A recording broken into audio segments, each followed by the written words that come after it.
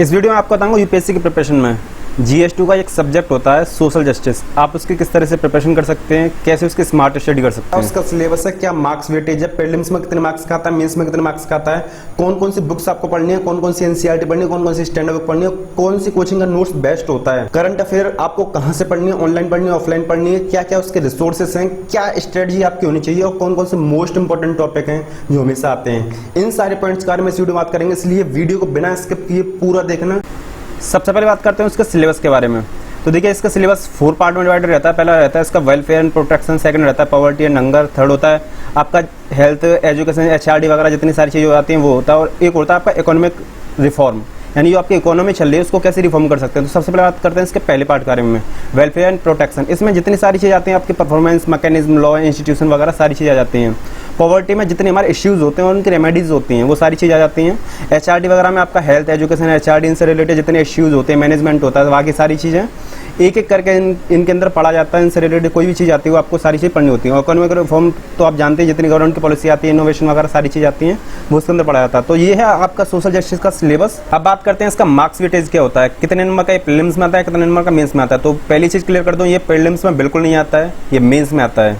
Mains में इसके average 5 questions mind में रख के चलना कि 5 क्वेश्चंस आते हैं, मिनिमम 4 क्वेश्चन आ सकते हैं और मैक्सिमम 7 to 8 क्वेश्चन आ सकते हैं। तो माइंड में ये सेटअप करके चलना कि मुझे सोशल जस्टिस पढ़ने जा रहा हूँ मैं, तो इसमें मेरे 4 से 5 क्वेश्चन मेरे एवरेज आते हैं, उसी हिसाब से मैं पढ़ूंगा, चाहे 10 मार्क्स का क्वेश्चन हो या 15 मार्क्स का। लेकिन सबसे बड़ा इसका प्लस पॉइंट क्या होता है, ये आपको ऐसे में जो आपका ऐसे का पेपर होता है उसमें, और GS4 जो एथिक्स का पेपर होता है उसमें काफ़ी ज़्यादा हेल्प करता है। तो आपको ये सब्जेक्ट काफ़ी ज़्यादा सीरियस लेने की जरूरत है। मैं आपको इतना बता दूँ, जिस तरीके से आप पॉलिटी पढ़ते हैं या अदर सब्जेक्ट पढ़ते हैं उसी तरीके से आपको इसको सीरियस लेने की ज़रूरत है। आप इसको अगर हल्के में लेते हैं तो आप एक तरह से बेवकूफ़ी कर रहे हैं। तो आपको वो सारी चीज़ नहीं करनी, उसको अवॉइड करते हुए स्मार्ट स्टडी के साथ में इसको सीरियस एस्पिरेंट के तौर पर अच्छे से पढ़ना है।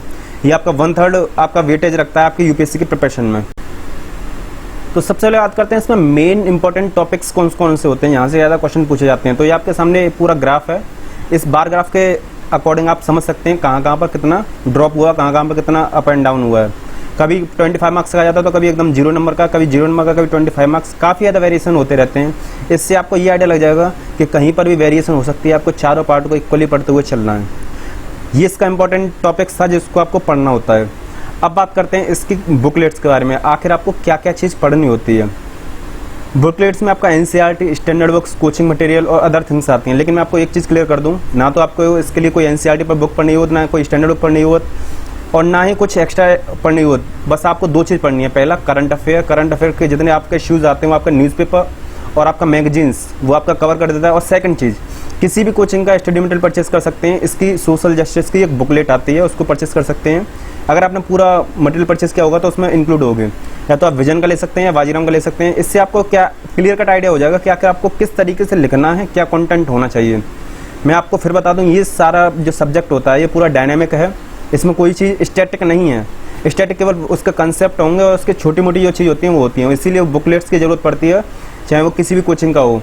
आप इस चीज़ से आइडिया लगा सकते हैं कि आप आखिर आपको इसको पढ़ना कैसे। यही इसकी स्मार्ट स्टडी टिप है।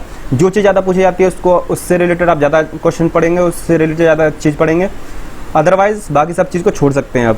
अब बात करते हैं आप स्मार्ट स्टडी कैसे कर सकते हैं। तो स्मार्ट स्टडी आपके 2 टाइप्स के आपको स्मार्ट स्टडी करनी पड़ेगी। एक आपको स्टडी मटेरियल, यानी जो चीज़ आप पढ़ने जा रहे हैं उसमें स्मार्टनेस दिखानी पड़ेगी। सेकंड आपके इंपॉर्टेंट टॉपिक जो आपके क्वेश्चंस आएंगे प्रीलिम्स में और मेंस में, उसमें आप किस तरीके से दिखा सकते हैं। तो जब पहले बात करते हैं स्टडी मटेरियल से रिलेटेड, तो आपको पहले अपना ये मटेरियल फिक्स करना है कि आपको ऑनलाइन क्या चीज़ पढ़नी है, क्या चीज़ ऑफलाइन पढ़नी है। ऑनलाइन में आपको क्या पढ़ेंगे और ऑफलाइन में क्या पढ़ेंगे, ये चीज़ फिक्स करनी है।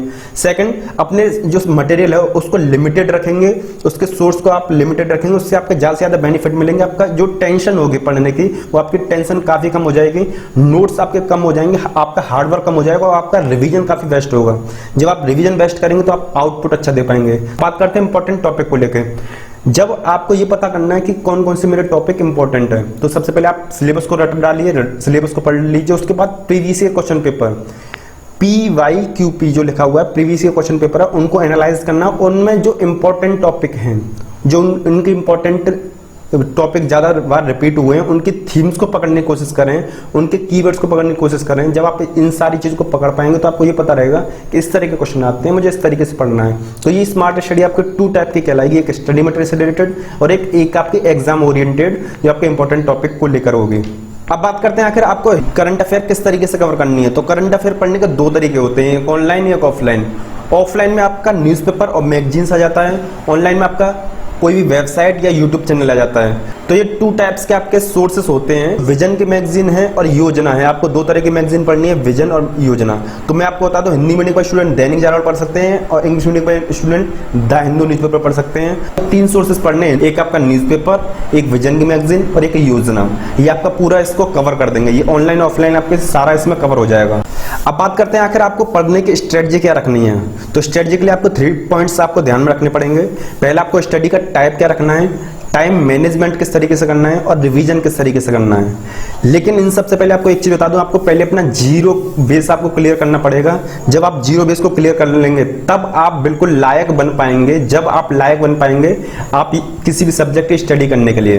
तो जीरो बेस क्या है, पहले आपको उसका सिलेबस याद कर लेना और previous year question paper mind में सेट कर लेने। ध्यान रखना इस चीज को, सिलेबस आपको वर्ड टू वर्ड लर्न होना चाहिए और उसके प्रीवियस ईयर क्वेश्चन पेपर आपके दिमाग में होने चाहिए कि ये वाले क्वेश्चन पहले आ चुके हैं, तो इस तरीके से ये है, मैं इसको इस तरीके से टैकल कर सकता हूं, इस तरीके से पढ़ सकता हूं। तो ये आपके दिमाग में जब जीरो बेस क्लियर हो जाएगा उसके बाद में आपको ये स्ट्रेटजी फॉलो करनी है।